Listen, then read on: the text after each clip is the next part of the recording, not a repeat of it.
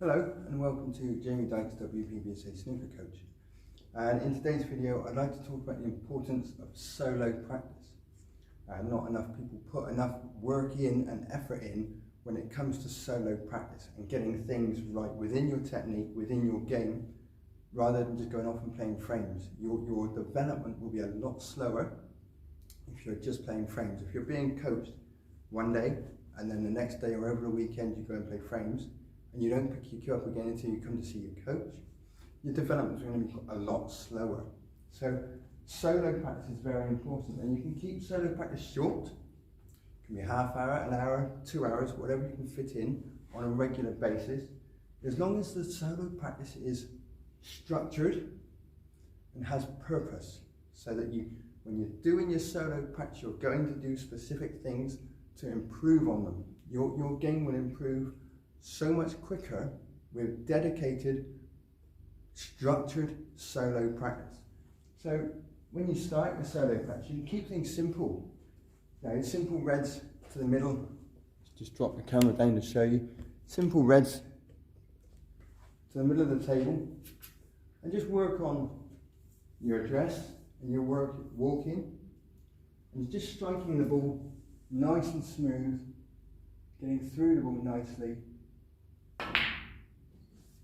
And just work on that for 2 or 3 minutes. Do a few stuns, a few screws, a few top spins.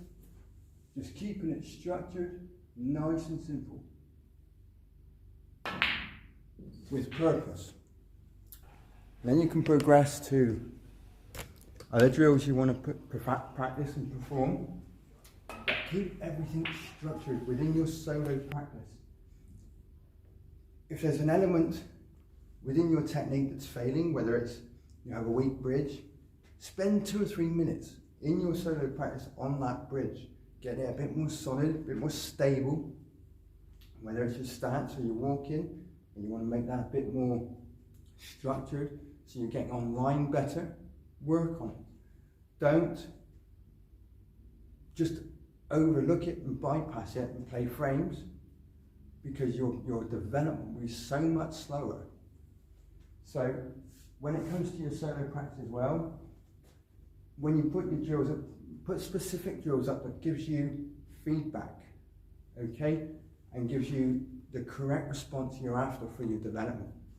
So if you're looking at pulling blacks off the spot or cannons onto reds, work on it and work on it diligently and get the feedback. You don't have to spend too long on solo practice. Like I said, you could spend half hour, 45 minutes or an hour, as long as it's dedicated with purpose, with a goal at the end of each structured solo practice. Your development will go a lot further than if you're visiting a coach, playing a few frames with the mates at the weekend, and then not picking your cue up again until you see your coach. Your development will be a lot slower.